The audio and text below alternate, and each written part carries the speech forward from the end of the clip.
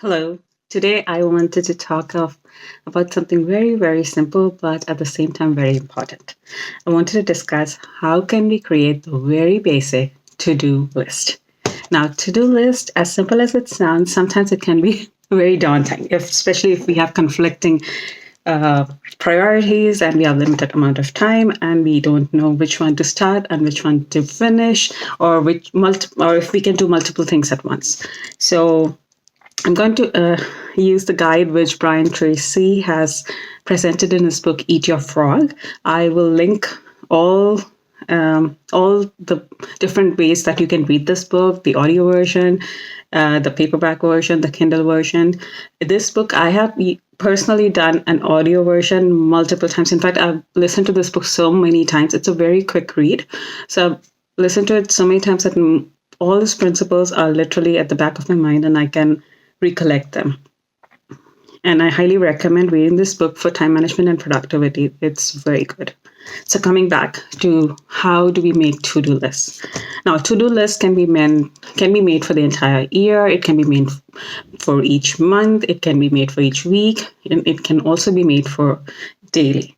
Ideally, you should have a rough to-do list for year, month, and a week. And your to-do list for the day should be made every day or the previous night. So let's dive into how to make a, a very well-balanced to-do list, which we can use per day. So I would recommend using this video and making a to-do list right now. Not in your mind, but on a paper. So get your pen and paper and start writing at least 5 things that come into your mind that you should do today. Or if you're seeing in the night, then tomorrow. So write that out. Ideally those things will be on top of your mind. Just write them out all at once. So I'm also going to do the same. I'm going to write 5 things that are there in your mind and which needs to be done.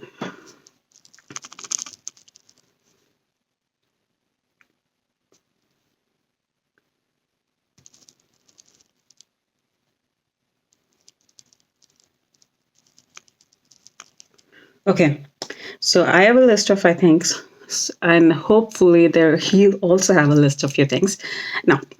Now in this list, now this is a very good idea which Brian touches upon in his book, Eat Your Frog. Imagine you need to leave at the end of the day, or if it's the evening, then you need to leave at the end of the day tomorrow. Whichever day's list you made, you need to leave at that end of the day to out of station. And what I would add upon is this: wherever you need to go, it's totally in outskirts. So you are cut off by technology. So if your to-do list contains something to do with work, you cannot do that. And if it's something to do with home, you cannot continue that if you're leaving out of station. So imagine that you need to leave. If there's some urgent requirement, it's all paid off, you need to leave immediately, at the end of the day, to that place which is completely cut off by technology. And that is sort of mandatory for you to do it. So if that is the case, among this list which you have, which item would you do at any cost? Now you would, at least 1 or 2 items would pop out in your mind. So mark an A in front of it. So which means that's your top priority. And rest you can choose which is the next priority and the priority after that. Now, Brian even goes to an extent to say, do the task which is your top priority and leave the rest, because the time will be consumed enough by the A priority task that there won't be any time left for your B and C tasks. And that's how you get things done. And that's how you finish the things in the amount of time that you have. And I feel this is a very good method because you're not taxing yourself with this expectation to finish all these gigantic 5 to 10 tasks in that day. Because now when you realistically think, if you can't do it at the end of the day because you have no access to technology and you won't be in that same place anymore for that evening at least, how are you going to get that done?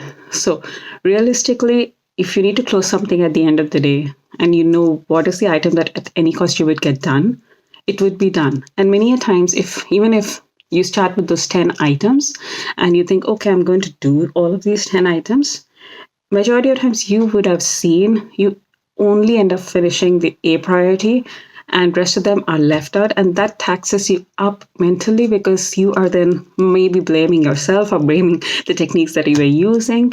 And but the main fault or main correction would be that it was just that you had to choose just one or two items, stick to it, get those done with full quality and with the amount of energy you have. And that's all there was to that list. So I'm hoping this method of making a to-do list where you have an ultimatum, you need to finish it. And if you have to finish it, what would be the task that you would do and give your best to that. And you're mentally relaxed that, yes, this is what I would be doing and rest will be taken care of later.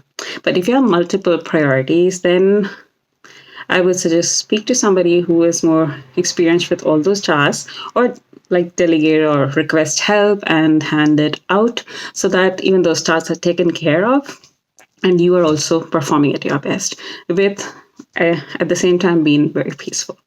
So I encourage you to try this method, and also read whenever you have time, read or listen Brian Tracy's book, Eat Your Frog.